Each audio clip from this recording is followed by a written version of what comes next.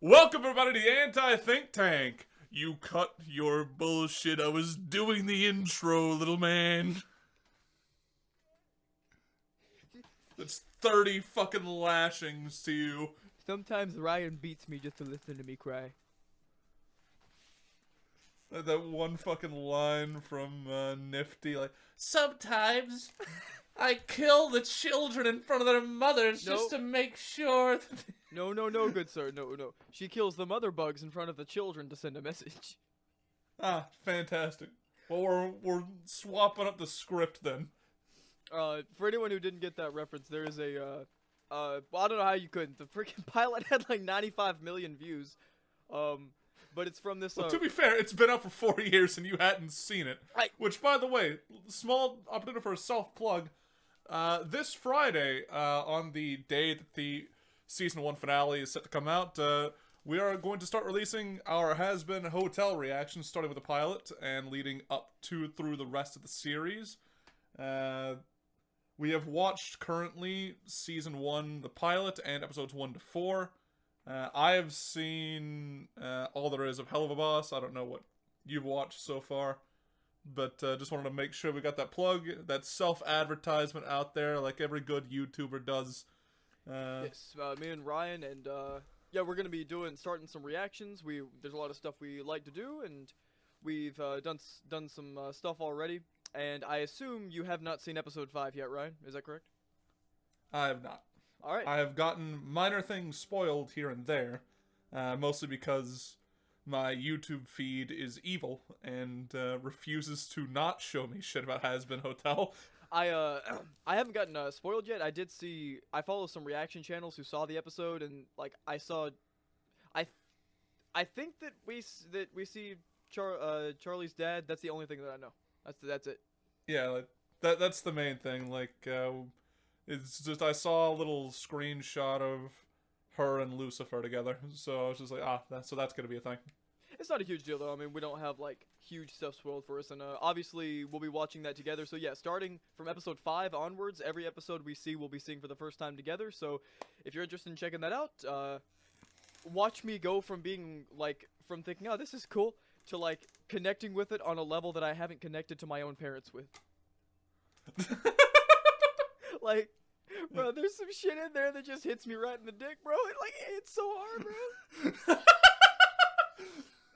Yeah, like the fucking, like, watching through with someone is so, like, whenever you've already seen something and you enjoy it and you want somebody else to enjoy it, there's like a little bit of nervousness to it, but then like once you start seeing them slowly getting more and more into it, and then just like when episode 4 came around, episode 1 and 2 was alright, but then episode 4 comes on and it hits that absolute 10 out of 10 hit. And and then, watching just throughout the episode it go from just a little bit of interesting to, oh my god, what the fuck? This is peak. This is fantastic. Now, like, you always gotta roll the dice when you're introducing music or a video game or a book or a TV show or a movie to anyone, and like, you hope that it goes well, but when it doesn't, you just feel like a failure. It just hits you. It just hits you right in the soul. I got a friend named Connor, and well, I mean, I assume he doesn't care about me using his name. It's just like his first name. But I don't want to say my absolute favorite director, but one of my favorite directors, Quentin Tarantino.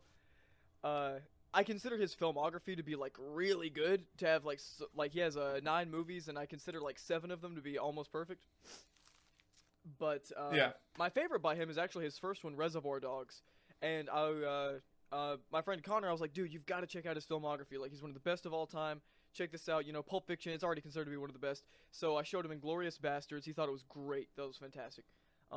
Then we watched Django. He thought Django was great. And I was, all right, I'm finna hit this man with peak content. Reservoir Dogs. I watch it. I can tell he's not feeling it. And I get to the end, and I'm like, was that his best movie or what? And man hit me with a, eh. That single-handedly broke me.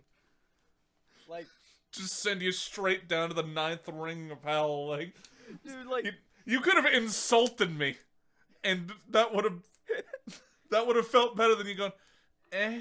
Dude, like, and then he was infecting me because he was pointing out the stuff that was wrong with the movie, and I was like, damn, he's got a point. I guess I don't like it. I'm half joking. I do like after like, the conversation with him, it didn't sway the way that I felt about the movie. It's still probably my favorite by him, but you know, it's good to not hold something on so high of a pedestal that you can't agree that it might have some problems. You know? Yeah. Like, some of my favorite movies of all time, in my terms of personal enjoyment, they're basically fucking perfect. But you can, like, sit down and objectively look through, like, yeah, that was stupid, that was fucking dumb, and just go through, like, Aliens, the sequel to the original Alien, is probably my favorite sci-fi action, or just sci-fi anything of all time. Yeah. Barring maybe The Thing. Yeah. But if you sit down and just go through shot by shot and just watch through it, there's gonna be a ton of shit throughout it that you're just like, why the fuck did... That doesn't make any sense. Yeah, like, and because of the fact that the franchise kept going on, you have to literally ignore, like, 80% of the franchise going forward in order to enjoy Aliens 2, including the ending. Sorry, Aliens. My bad. I just consider the series over whenever they're pulling off of the fucking planet. Queen's dead. They got all this good shit going on. The vibes are immaculate. Whenever, like, yeah, Dave's saved. Newt's alive. This'll never change. It's like, and then the studio was hard cuts to Alien 3, and it's just like, yeah. So the child is dead. The hero in the last one is dead. She's got an alien in her, and the robot is also shutting down. Like, what? What's the point then? It's like, bro, what's the fucking point? It's like I know how people felt like when they watched the ending of Attack on Titan. It was like, there was no point to anything. It's like, yeah, but like that was like great, and this is kind of shit, you know? Yeah, like there's no point to anything based, and then there's no point to anything cringe. Dude, for real. Like, there is a fine line that an author has to walk to pull that off. Like, I think that's I can't think of too many more examples, but yeah, just like authors trying to pull off the like nothing matters thing or things are gonna repeat themselves. You've got to have a very good grasp on your story and your audience to be able to pull something like that off. And Aliens 3 is the worst case. And like, it's also about like, just the message that you're trying to send. Like, when you're having an anti-war message and you're saying like, hey, if there's gonna be a war in the future, it is almost pointless to fight against it, but it's one that you have to fight for, is like one of the best messaging. And then the message of Alien 3 is just, yeah, we couldn't get the actors back from Aliens, and we kind of wanted to keep the cash cow going, so, yeah. No, like, that's one of my only issues. I think that every medium of a way to express yourself through art, each one has, like, you know, a lot of strengths, and some have some drawbacks. And for me, like, movies and TV shows with live-action actors will always be slightly altered or changed due to situations regarding, like, living people who are playing the characters. And that's a situation where, like, the actual, like, real-life cringe flesh humans made it to where the the plot had to be altered, and it just really sucks. I'm not a fan. Yeah, it's like, I feel for, like, the fans of Cape shit. Because, like, almost every franchise with Cape shit just had someone turn out to be, like, a fucking monster, and you just couldn't watch the movies anymore. Like, Ezra Miller, just, for some reason, keeping his job as the Flash. No, dude, and then... while on the run from the law. Dude, and then the worst part, I cannot believe that his PR person, like, that tweet, or whatever he sent out, like a month before The Flash came out, he said that his performance is so good, you'll forget about the other stuff. I'm like, the other stuff? Like, the other stuff implies that he, like, got drunk at a party and, like, fell off the balcony into the pool. It's like, oh, he's a rapscallion. Like, I'm pretty sure he, like, kidnapped a 13-year-old. Like, I don't think we're gonna forget that. Like, I'm... The first time I had heard of it was that tweet. Like, I just like, what the fuck does he mean, the other stuff? I just Googled Ezra Miller. It's like, oh my god, it keeps going! No, the tweet is terrible on every single level. Like, like for you didn't even know about it. It let you know, and for the people who already know, it makes us even more embarrassed. It's like, oh yeah, he is kind of just like Bro's the. I'm trying to think of what that guy's name is. Bro's like the young. You can do it. I can do it. I believe in you. I can do it. It's slightly Jewish. Is it Epstein? Did he rape people? I mean, he sold kids to be raped by people. Okay. Okay. I like how we have we have like we can work with this. we have like 2.5 hours worth of talking about Epstein, and then like a week later, I'm like a goldfish. Like it just all went out. I'm like, who's that guy that did the rape thing? I forgot. My bad. But no. The whole thing was a failure. PR nightmare. I don't know if we've talked about it, but one more Epstein thing came out since last time. Freaking Matt Groening, the creator of Futurama and Simpsons, two of the most famous TV shows of all time, two of the most famous sitcoms of all time. Bro is an actual weirdo. What the fuck did he do? I've not heard about this at all. It's in the general chat. Go to the general chat. It's the last thing. Last thing I sent. Let's read this out loud for our audio viewers. They were yellow. Simpsons creator Matt Groening's sweaty, crusty toes nearly made Epstein's sex slave puke during Lolita Express foot rub. I think I felt my soul take extra, like, damage as I was reading through, and it kept getting worse. No, I said it's every word that followed the last one made it worse. No, dude, it is one of the most expressly, like, I don't want to say perfectly, but like one of the most intricately put together sentences I've ever seen. Like, you're right, every single word adds a new layer. It's so, and yeah, so apparently that's like confirmed. A couple of people from Epstein's Island were like, yeah, like he made us give him a foot rub and stuff. Like, oh my god, what an absolute weirdo. Look at his face, bro. Like, what a weirdo. My god. Oh, at least he doesn't voice Homer. I'm still gonna watch Simpsons, I guess. Maybe it'll finally get canceled now. I think I'll just step away from the show that I like. The last time I watched Simpsons was like 8 years ago anyway. Sucks about the Futurama part though. That show's peak. That show's actually like amazing. It's one of the best fucking adult cartoons of all time. And now I've got They Were Yellow and just and that the fact that his face in that screenshot is like proud. He's got the slight smile on, the little glint in the glasses. Dude, he looks like Shao Tucker. Bro, like you take away like 40 pounds and that's literally just Shao. Oh my god. Dude. Like, I just noticed it with it's 90% just the tiny round glasses, but like, dude looks like an evil man. No, like, man, I'm really gonna, this is really gonna mess with me, like, watching Simpsons and, like, Futurama and stuff. But my god, like, it has to be said, so, yeah, Matt Groening, you're weird, rip Bozo, you look like, what does he look like, Ryan? It can't be Shao Tucker. I believe in you. Man looks like he looks like a thumb. He looks like a thumb. He doesn't look like a thumb. He looks like a fucking thumb, Ryan. He looks like a thumb. Doesn't he? Doesn't he? He looks like an overweight pug that got its head even more, like, kicked in.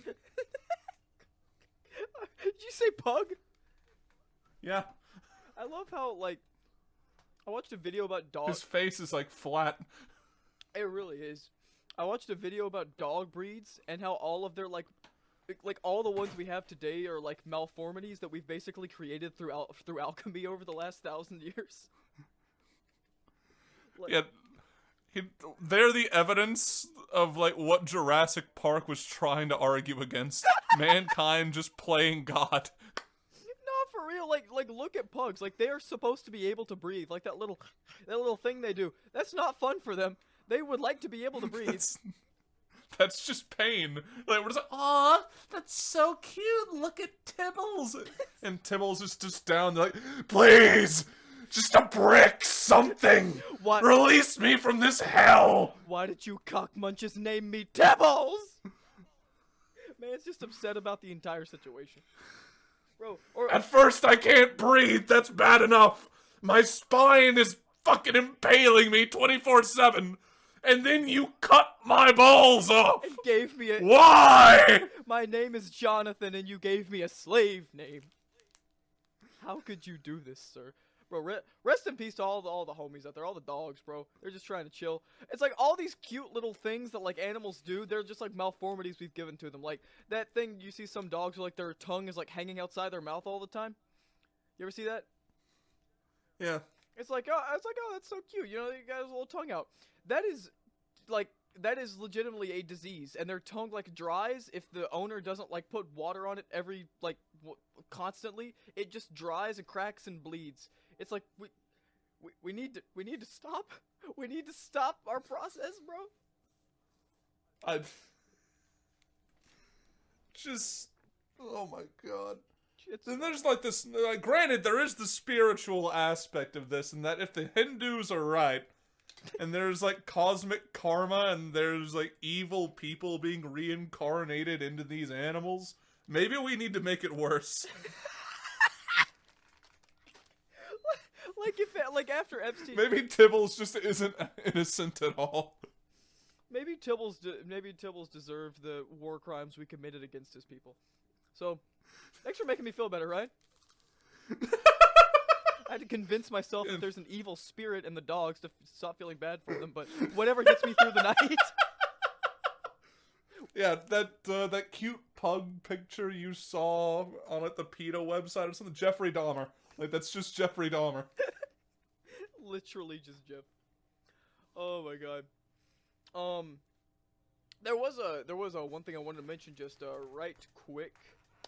I mentioned it the other day, but I just want to get out there that Ryan has had me listening to a Swedish metal band called Sabaton. Yep. And like they have very complicated arrangements. Most of their songs are about some kind of real world conflict, some kind of war. I've listened to their first 3 albums and half of the 4th one. So far, out of the first 3, there's not like an album that I would like the way that I kind of think about it is I'm thinking like, okay, if I was in a record store and I saw this album, would I be willing to pay $40 for it? And there hasn't been an album yet that I think is that consistent. But there are some songs on these things that are absolutely amazing. That's usually how Sabaton albums go. I have not paid for a single one. I just pay for Spotify Premium and listen to the songs that I like. I mean, yeah, I understand what you mean, but like for me, like I really respect when an artist is able to make like a full, like 40 minutes of like complete amazingness where I don't have to like skip a single track, you know? Yeah.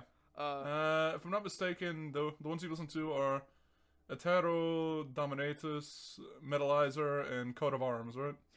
Primo Victoria, Etero Dominus, and Metalizer. Ah.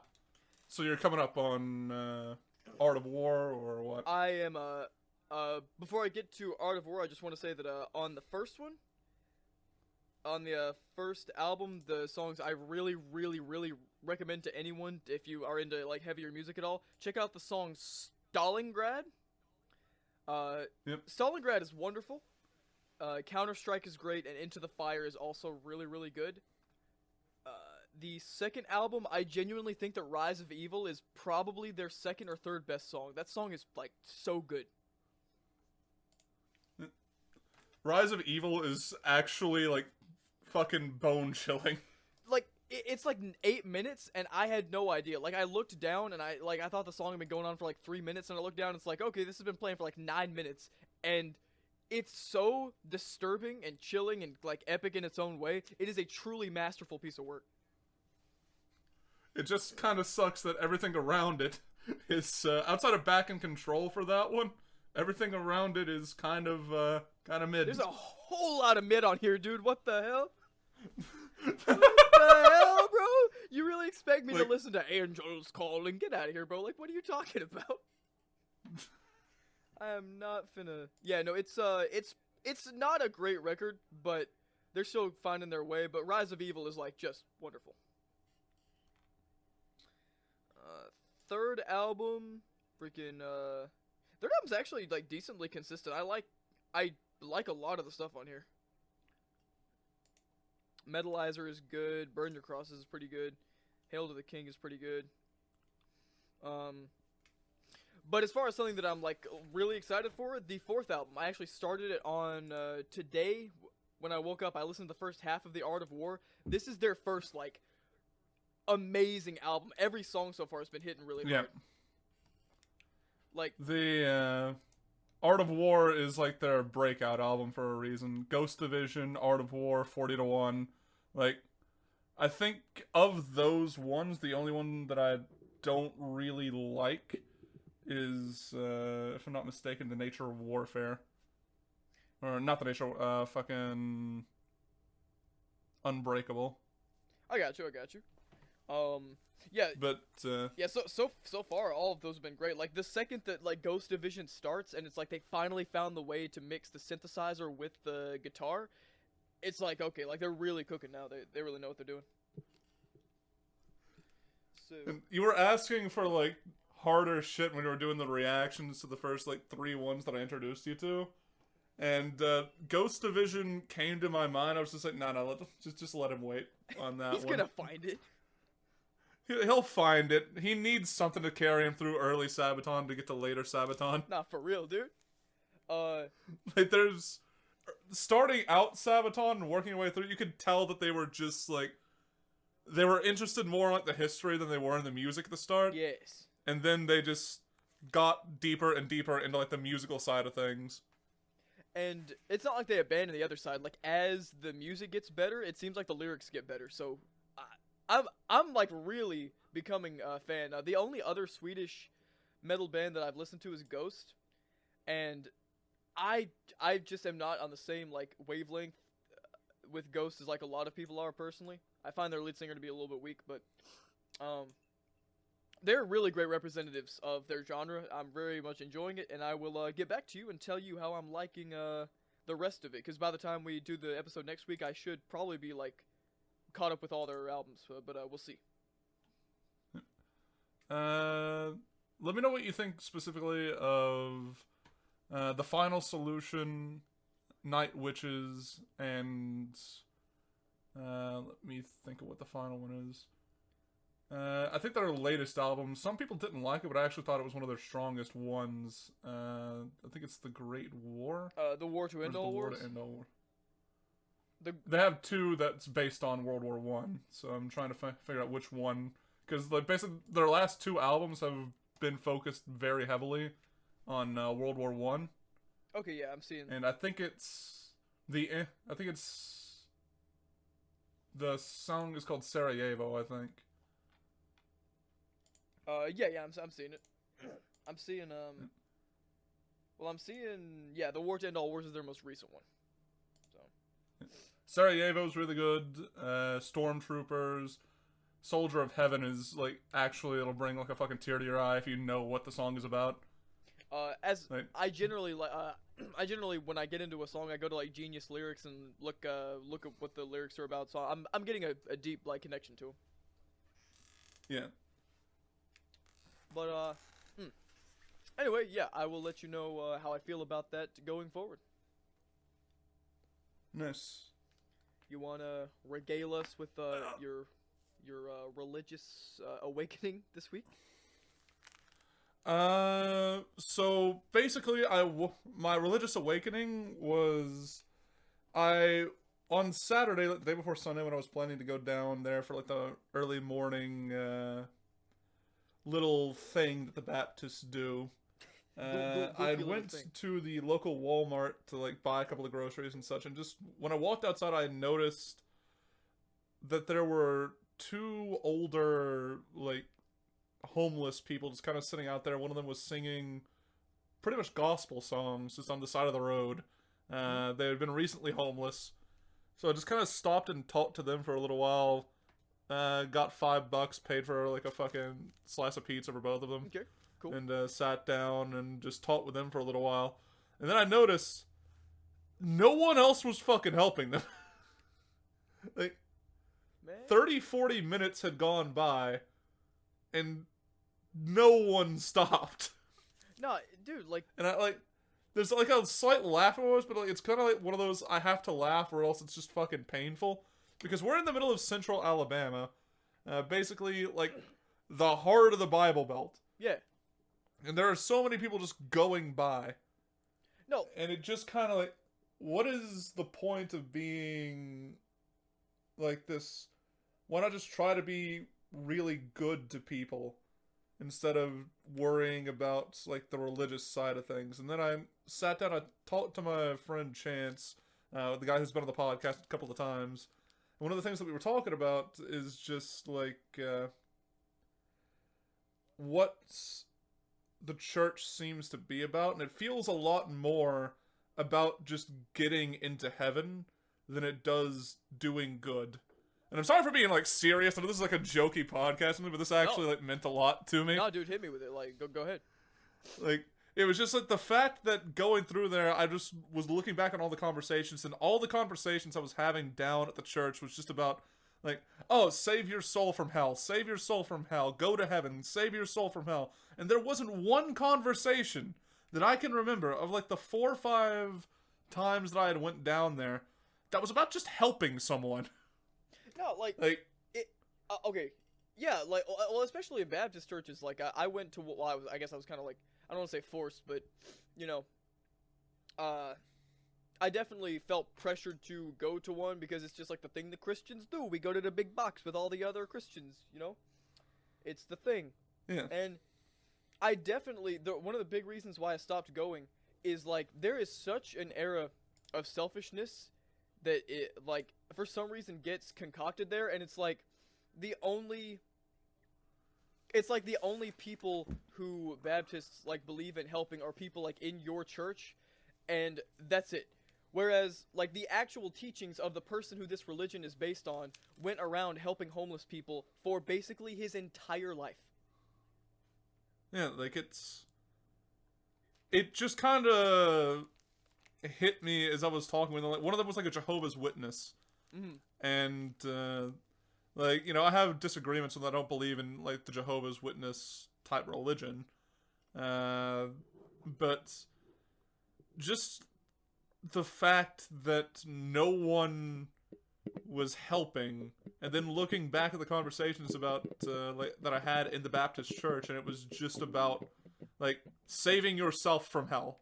That's all that I got, was just save yourself from damnation by following Jesus. And I'm like, I even disagree with like it's about faith in Jesus. I think that it doesn't matter what religion you are, so long as you are good to people, you'll probably end up in heaven. Like that's what I believe, at least. Like I think that someone who like is religiously following Jesus will go to hell before, like, as long as if he's evil, before like a Muslim or a Buddhist or someone like that who is doing all that they can to help like everybody around him.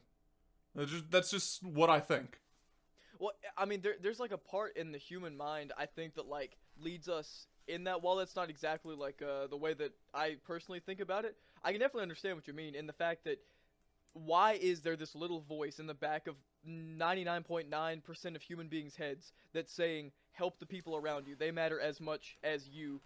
Like the golden rule is basically knocked into us from the moment we're born, and certain things like financial situations, personal goals get in the way of helping other people and like connecting with our fellow people. And yeah, I think it's important to never lose that, and to truly be like, it's hard to be fully selfless all the time, but I definitely think that you're like really have a lot of like the way that I personally think about my life as well, because there's a lot of these religions most sects of Christianity are so broken and so misguided and so focused on the wrong things, and it just pisses me off. Like personally, I apologize for our audio viewers if you're hearing my neighbor's dog in the background. I could do jack shit about that. If I could, I would.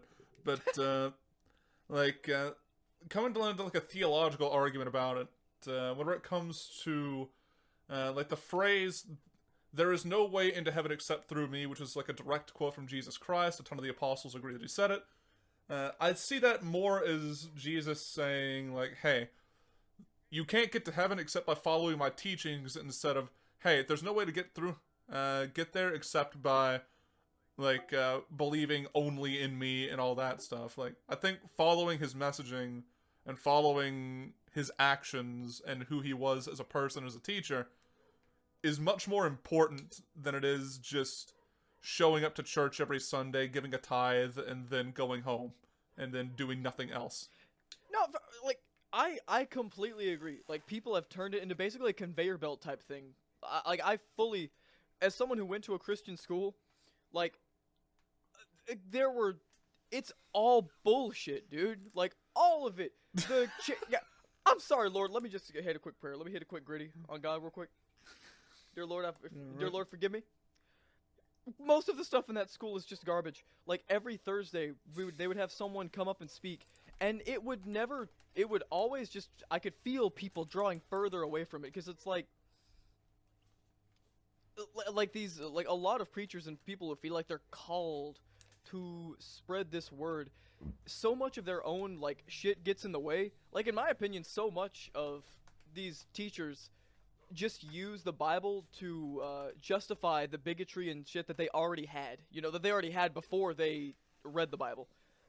Yeah. Like, for example, like sexism. There's a lot of people in the South who, like, have very backwards and, like, gross views about, you know, women and not working and stuff like that. And they use a single misquoted line from the Bible to justify their entire, like, mindset. The entire thing was just, there were some there were some women that were, like, gossiping in the church, and I think Paul, like, walked up to them, and he was, and from what we understand, he was like, hey, could you not speak during the sermon? And that got mistranslated over a couple of thousand years, and now the thing just says, Paul told the women that they were not to speak in the church. And every sexist piece of shit for, like, 1,000 miles was like, okay, well, I suppose that... Well, I guess women's rights just don't need to exist then. Thanks, Paul. And it's like, that is something you believed before you read the Bible. You just used it to authenticate your already shitty mindset. So, like, stop the games. Like, stop the games, you know what I mean? Yeah. Like, we make jokes on this podcast all the time. Like, we get comments all the time, they say, like, fucked up shit. I don't want to watch it. Like, that's good for you.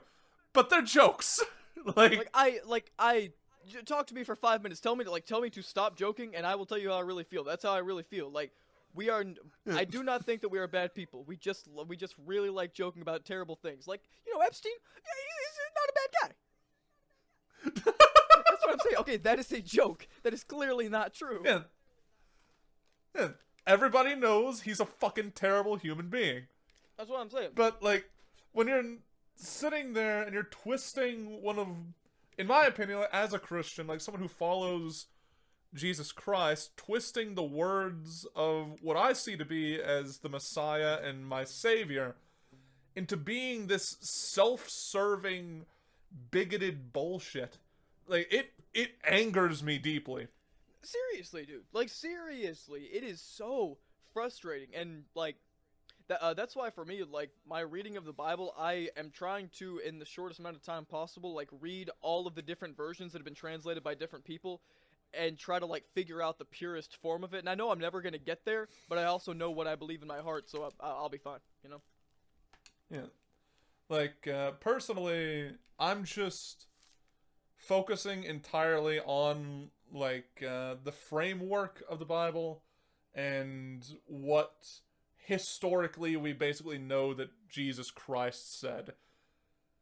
Yeah. Talking with the people down there, like, one of the things that made me so angry with them, like, one of the reasons why I decided not to go on Sunday was, I had asked them about, like, a rumor that I heard.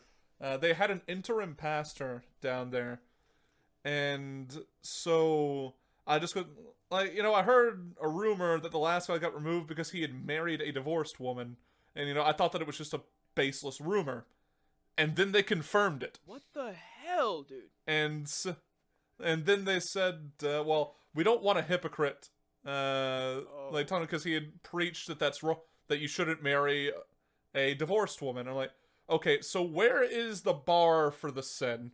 Like, at what point does it mean that you can't spread the word of God? Because one of the first things that Jesus said is, let he who is without sin cast the first stone. Like, that's one of the big things that he said. Like, none of you are clean. We are all sinners.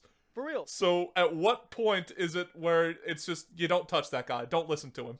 Dude, I don't. Because Go on. like, I personally don't even see the problem in marrying a divorced woman, because we don't know the story behind that divorce. We don't know what the fuck happened. But, like, even in the instance that you do, your own teachings tell me that you should not condemn him and take him away from a ministry or pastorship just because of that. Dude, it's like, I don't understand where people find their ways to draw these lines, because I have to imagine that the actual pastor now, who bro gets up there and then breaks one of the 10 breaks just like several of the tenets of the Bible and just spews hate again. Like, didn't you say that he was like very anti LGBTQ type stuff? No, the guy that they have as the interim is actually like really good. It's one of their Sunday school teachers, like one of the people who I was talking to, who confirmed this to me, that told me that, oh yeah, like, we can't have somebody being the pastor and the minister if he's like not following the teachings of the Bible word for word. Like, that would just be hypocritical. Like, okay, do you know how difficult that is? You would have to literally be a saint. You would have to you would have to not. Okay, that is so ridiculous. It's like, okay, so this guy wants to continue being a Sunday school teacher. So is he? Is he just expected to like not be lazy at all at any point in his life? Is he expected to not carry anger in his heart? Like, I'm just saying, when that guy's in traffic and someone cuts him off, he's going to think like something bad about that guy. He's not going to be able to stop it. That's a sin. So I guess you can't be the Sunday school preacher anymore, buddy. Bye bye. Yeah, like, it's so upset. And I can hear the typing in the comments section now. Go ahead, feel free. We love discussion, free speech, and all that shit. Just know that if you are seriously telling me that someone who has done good throughout their entire lives and makes one mistake, and I don't even think that's a mistake. Like, love is love, man. If you fell in love with a woman, she fell in love with you, get married. Guy, girl, I don't care. That's between you two. Real. I don't think that's a mistake. But in the instance that you do think that's a mistake, why does one mistake override all of that good if the mistake isn't even that big? It is. Like, it's not like he went into like a fucking theater and started shooting it up or some shit. At that point, yeah, maybe like, we don't need to hear from him. But that's what I'm saying. But like, bro, literally, we don't know. Like you said, we don't even know the story about the woman. Maybe her husband was beating her, and she's spent the last 10 years like lonely. Like, who knows? It's not even your place to know. So why are you firing this man? You're the hypocrite for firing him. Like, casting hatred onto him for no reason. Not you, but the Sunday school preacher I was meaning. Yeah, I get what you mean. It's just like going through weeks and weeks and weeks of like wondering, like, because I was trying to find what denomination I was just even close to like build at least somewhat of a sense of community. Yeah. Like, go there, talk to people and everything, and holy shit, like the level of in your own ass some of these people are. It's so like, silly. It loops back around to feeling dirty and like prideful and everything else. When you start looking down on other people and feeling this intense sense of superiority because of your faith in Christ, you missed the point. You missed the point by a country mile, buddy. Like, oh my god, it's so ridiculous. And like, if we can stay on this for just a second, I do have one more thing, just like something slightly more lighthearted. Oh, yeah. Feel free, dude. Like, I'm good to, like, we could run this shit for 3 hours. I don't care. Like, okay, I got you. Let me just like get into this right quick. I fell down a rabbit hole of alright, so essentially Moist Critical made a video like making fun of a preacher who was like preaching against anime, and it was funny. You know, I thought it was like funny and everything. And I got recommended a video of a guy preaching against music, and it was like 3 hours long. And like, music, in my opinion, is like a connection, like a soul, like a connection to other people's Yeah. souls that like you can't really get it from anything else, you know? Yeah. I think it's very beautiful. I think it's very important. So I was like, okay, how is this dude going to... I was like, all right, if my faith is strong, is this dude going to be able to make me think that music is against the Lord and my religion in 3 hours? So I got it on. I put it on 2x speed because I'm not giving this dude 3 hours of my life. I'm not giving this cringe lord more than an hour and a half.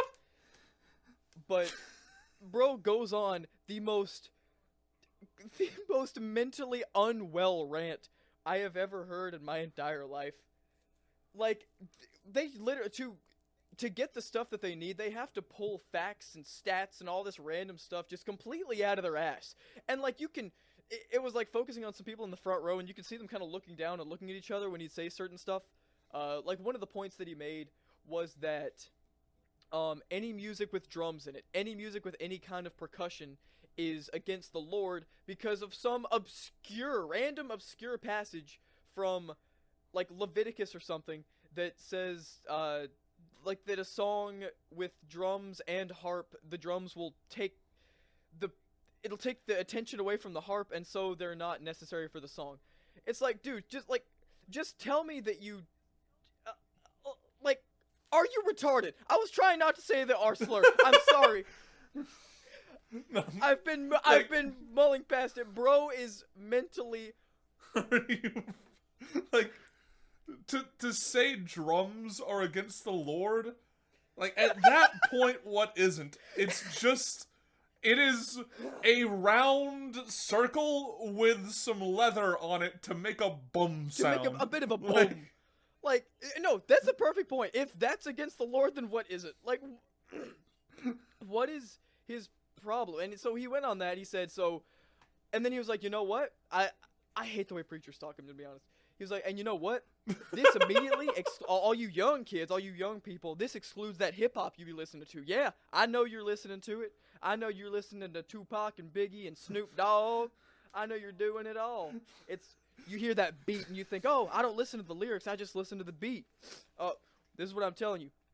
The devil doesn't get into your soul through the lyrics. He gets into your soul through the drums. I'm like, bro, like, are you okay? So, like, let's take this to, like, let's dissect this a little bit, just to be as stupid and, like, exaggerated as possible. So to this guy, these lyrics, Satan is real, let him take over you, and then just, like, no drums in the background, perfectly fine. Perfectly fine. But, like, Jesus is your savior, he protects all mankind, but with a steady Satan, You're evil, going right condemned forever. No chance of parole, no chance of purgatory, you're done. Do not pass go, St. Peter will kick you down the fucking stairs, alright? Like, it is nonsensical. It is completely and utterly nonsensical. And, like, okay, so he went into another thing. This part I actually found like, interesting. I had to pause it several times while I was watching it just to, like, make sure my brain didn't absorb too much stupid. He was talking, and he was like, people won't tell you this, they won't tell you this. But before, I just wanted to make sure that people listening know that, like, the first lyrics as well, I don't care what the lyrics of a fucking song are. If you enjoy it, enjoy it. Like, some of the most chill people on the planet are metalheads who listen to the most hardcore thing, like, just repeating kill yourself 24/7. And they're just like, oh yeah, I just like the way the music sounds. It just makes me feel good. Yeah, not like, yeah, people get stereotyped, but, like, music is music, bro. Like, let them enjoy what they enjoy. Enjoy what you want to enjoy. Sorry for interrupting. I just wanted to, because I could hear the one fucking guy, it doesn't even matter what the lyrics are. It's just about, like, the artistic expression. Yeah, I fucking know. Like, I know. Don't worry. You're talking to some chads here. Like, we know what we're talking about. So, put your keyboard away. And so this dude, he's talking, and he gets on and he's like, what they won't tell you, what they keep away from you, is that Alzheimer's patients when they're in the bed and Wait. their minds are lost, the only thing that can get through to them, family members can't get through, the Lord can't get through, but the only thing that can get through is music. Their favorite song, they can remember it from when they were 15. If they're 80 years old, they remember it from 60 years ago. It's the only thing that gets through. Which, matter of fact, that is mostly true. Alzheimer's patients forget so much, but like the melodies to some of their favorite songs pretty much don't go away. Yeah. Which, in my opinion, is so beautiful it almost makes me cry. But this guy decided to be a little pissy baby about it. Wait. Go on. So what does he think about Psalms? I don't know. Well, he didn't. That's the thing. He didn't get into like the music that he likes. He just got into the music that he doesn't like. Like, I was just wondering, what does he think about Psalms? Because if all music bad, or like if all music is bad, then like there are large sections of the Bible that are just about music. The entirety of Psalms is just songs you're supposed to sing. That's the thing. For some of these people to make their points, they just have to ignore large swaths of the actual book that they're supposed to like believe in. And it's yeah. So he goes on that, and he's talking about how at the end of your life, you know, you should have the Lord talking to you. You shouldn't have your head filled with. He's talking about a brain as if it's like a mathematical equation. The brain does not have a set amount of memories and like things that it can have in it. Like I have heard countless amounts of music, and I can pretty much recall a majority of it, and all of like tons of other stuff. The brain is quite literally a magical piece of meat. All right, it's insane the stuff that it can do and recall. So like, I understand what he's trying to say, but like, me listening to a Blue Oyster Cult song is not going to push out a Bible verse. Man, I'm so sad that I listened to Blinded by the Light, and then immediately it pushed out all of the book of Genesis. Like, I was just sitting here trying to, like, when the Eagles said life in the fast lane, I was just like, who's Jesus? Michael Jackson said... We'll take it one step... Go on. Like, I'll take it one step forward, and it's just, like, I heard Michael Jackson say, I'm bad, and then immediately, like, the whole redemption thing just went out the window, and, like, you know, I just figured, you know, maybe the devil's got a point. Dude, like, I'm just saying, if I can listen to satanic metal and not vibe with the devil, I'm pretty sure that listening to friggin' ZZ Top isn't gonna have me being like, oh, God's kind of cringe. Like, nah. I like to imagine, like, he does this 3-hour speech, and then at the end of it, he's like, alright, guys, play us out, and then the gospel choir just kind of awkwardly starts up. Oh, dude, no, like, wait, holy shit.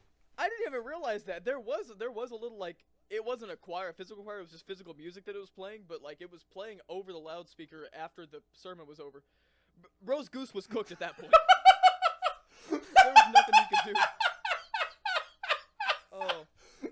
Also, if you want to, like, convert people to this religion, like, taking away music is probably not the way to go. Yeah, like, you should focus, if you want to convert somebody to something, you focus on the good. Like, just the concepts of redemption, like, keeping the conversation going and looping back around to what we started out with, like, Hazbin Hotel actually put forward a very strong argument in, like, just its concept of, like, redemption in life can extend after death. Like, it's just a random like, an adult cartoon that's meant to be for laughs, and it put forward a very strong theological argument. Of, like, if someone is saved and becomes redeemed even after death in hell, should they be able to go to heaven? Like, that's a fantastic, like, what-if theological argument to make, you know? Yeah. Like, focus on the good, like, the comforting side of things. Don't constantly say, if you don't do it, you go to hell. Like, that's so stupid to me. It is stupid, dude. It's hypocrisy, it's hate, And it's all of this stuff that I just cannot vibe with. And I completely agree. I think the concept of Hazbin Hotel is fantastic. And I think that the general idea that it's presenting is very, very interesting. It's something that I look forward to week after week. But, like, I guarantee you that if you show this show to a preacher, they're going to be like, oh, you're going to hell for watching this show. It's just like, bro, like, listen to Loser Baby and tell me you didn't shed a tear. Then we'll talk, Mr. Preacher Man. Then we will talk. Yeah, like, it is unironically the most Christian media I've seen in the past, like, 15 years. Because the message of it is so hopeful and so positive. Just telling you, no matter what, you should be able to be redeemed. Even if you are a literal demon in the pits of hell, you can still find a way to heaven. Or at least, like, I'm hoping that's what they're fucking building to. Like, that's what it seems to be on track with the 4 episodes we've seen. Like, it is such a positive message. Yeah. And I can't wait to see so many people miss the point. Dude, for real, man. Like, I don't know, this show might pull the rug out from under us and become, like, really cynical as it goes on, but, like, at this juncture, I think that they're on the right track, and I'm really enjoying, what's going on there. And yeah, like, I feel more of the presence of, like, the world and, like, the spirit and, like, the spirit of redemption and stuff there than I did from 100 Sundays in church. So, I guess I'll just leave it at that. Yeah. We've been on religion for probably like 25, 26 minutes. Yeah, this ended up being the Christianity special. So, I'm fine with that, though. I thought it went pretty good. I mean, there were no real lulls in it. We were always bringing up new points, you know? Yeah, it was like it was fun. It was interesting. I don't know what you guys think of it in the audience. Of a comment down below. Got to get those, the ad. Like we pray to Jesus here, but the algorithm is the true savior here. We need those comments up, people. Please. Please. Like my family hasn't. My family's been eating Chef Boyardee for years. Please, just I simply want to go out to Olive Garden one time. Please. You think that's bad? I've been stealing your Chef Boyardee. I can't even afford to buy my own. I mean, because I'm stealing yours, I wouldn't fucking pay for it anyway. It's too good of an opportunity. You leave the door unlocked, I just get up in there, get like 4 or 5 cans and bolt. But the point still stands. You know that you're lower middle class when the Chef Boyardee starts tasting decent. That's how you know that you're too lost in the middle class sauce. Oh my god, no, go on. I know we were making a point before the Chef Boyardee. It was there somewhere, but it's lost to time now. It turns out, we re-listened to the episode, it turns out we were about to go into, like, the most beautiful topic we ever could have, and it just got replaced by a random-ass, like, Family Guy cutaway gag about Chef Boyardee. Oh, this is... It's some fucking... We're about to reveal the Da Vinci Code, and they went, ooh, Chef Boyardee! You've been stealing it! Like, this is what... The CIA is just like, no, we had it! It was right there! Turns out we're like actually the 2 smartest people on the planet, and we're so close to figuring out world peace, but we just keep on talking about anime titties and shit. Like Look, dude, anime titties are world peace. I have not seen something bring together the planet quite like a nice rack. All right. Like if everyone on the religion, like ideology, money, greed, all of that divides, but titties. They're the true. I've not seen a single person that is completely and totally honest with themselves argue against it. Absolutely, and and really that's the point at the end of the day, you know?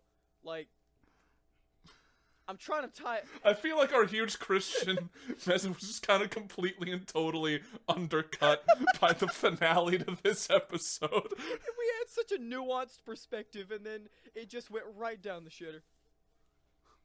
Like, it was... like a huge build up. Like we had let the characters and like all that shit go. Like it wasn't like a comedy for a good 20-30 minutes there, and they're like, yeah. I'm horny. So if we're ranking waifus, It's like, man, that was so deep. I'm horny as fuck. Like I really just. Oh man. Oh, okay, all right. We got 5 minutes left. What are we getting at? We gotta have something. This did not feel like an hour. This did not feel like an hour. That's wild. I honestly thought it was like 20, maybe 30 minutes, but then I looked at the fucking clock on Audacity and saw that we've been recording for 56 minutes. So you know, strong episode at the very least. Yeah, I thought it went good. I was a little worried that there would be more lulls, but it. I mean, I don't know why I was. Like, we just carried a conversation like we normally would, and everything went pretty good. Unfortunately, we didn't have Mr. Justin to, like, I believe that if he was there, he could have saved us from the great Chef Boyardee and titty disaster of January 30th, 2024, where we just completely lost the plot. Here's the hoping that we continue to lose the plot. But Justin comes back and loses it with us one day. One day, I give him a while. He's been chilling though. He's just bought a guitar and modded it. So yeah, he's been happy. For anyone worrying about Justin, he's doing fine. Everything's going good. And I know that you're listening to this right now, Justin, because you listened to the last one and you told me about it. And you know, we do hope everything's going completely good. Enjoy your little vacation and everything else. Whenever you come back, we'll welcome you with open arms. And Ian will probably steal your wallet. I'll kick you in the ribs, and then, you know, we put you back in your little editing hole. I just imagine the second he gets back, like I feel bad for tossing him in the editing hole, cause like. I do. Okay, if he does come back, we're gonna share the editing amongst all three of us. I avoided it because I'm stupid, and like even with there only being 2 audio clips for this episode, I guarantee that if I edit this episode, it's gonna end up being just random Zoidberg noises from Futurama. Like, it's not gonna be legible. One of our voices is gonna have too much reverb. I don't know how I even got the reverb on it, but I'll find a way. But maybe this is the episode, guys. I guess you'll find out as you're listening to it if I ended up editing this one. We'll see. I have OBS and Audacity running. I'm basically going to just use fucking OBS to sync your audio with mine and then just run mine through like a program to make it sound good. I was going to do that last week, but then I figured out that I accidentally captured my audio through OBS as well, and I could not do that. Oh, I got you. So this week I've just got my microphone on OBS muted and Audacity running, so, you know, one of two things is going to occur. Either A, everything works completely fine and this episode is up on Friday, or B, something has gone catastrophically wrong. Terrible. And we'll see you guys next week. Yeah, exactly. So, we'll get with that. How was the editing process? Was it, like, extensive or did it not take long? So the editing process was, at first, really, like, bad because Chance's audio was, like, he had sat himself, like, right next to a fan and had also been drinking something. So, like, I would try and mix the audio where, like, I could hear, like, you talking or Blaze talking, and in the background would just be, like... I didn't hear anything. What was it? Like, the audio listeners did, okay, but okay. I was trying to make something sound like a fucking slurp sound, but the ice in the drink had fucking melted. Oh, that's fair. So I had... But it was, like, borderline basically unlistenable? just hear, like... It was not borderline unlistenable. It was like walking through a fucking airport. Like, right as the jet was, like, starting to take off. There was, like, a angry father belittling his family in the background. Like, it was bad. Dude, like, So I just figured, at that point, I could go through and, like, Control-L, mute his audio in between everything that he says and have to listen through the whole thing for him, and just cut around everything that he said, or I can just use the OBS audio All right. and not have to worry about shit. Well, that sounds good. And then I assume the actual just process of putting up the yellow background and like the 3 names like that doesn't take long at all. It took me all of like 2 minutes. All right, cool. Yeah, have fun doing that, and everyone, don't forget that me and Ryan and maybe some other people are gonna start doing some reaction content, watching a whole bunch of different stuff. Maybe if you want to recommend us something to do, that would be cool. We're doing music, TV, stuff like that. We don't have a set schedule for it yet, maybe not at all, but it'll be something to look forward to. What's the name of that channel once it gets up, Ryan? DUDEAGE Reacts. It is connected to the Anti-Think Tank on our channel below. You can go over there right now and take a look at it. By the time this comes out, the first reaction to the Hazbin Hotel pilot should be up on the channel. I've already got that edited, synced up, and everything ready to go. I'm just waiting for Friday to release it, because I figured that on the day that Hazbin Hotel releases, there will be more people looking to find reactions to it. And so, what better way to get things for our little algorithm than to put the Hazbin Hotel pilot up on the day that the Season 1 finale comes out. Absolutely. So, yeah. Anyone out there, if you want to see us play some video games, go to the YouTube channel Happy Sticks. If you want to see us do some reactions, go to DUDEAGE Reacts. And if you want to hear our podcast, obviously you're right here. And we'll be uploading some shenanigans and just all sorts of goofy stuff here as well. So, we got a lot planned. 2024 is going to be a good year, everybody. Alright. Maestro! Play us the fuck out! Yes, sir! Yes, sir!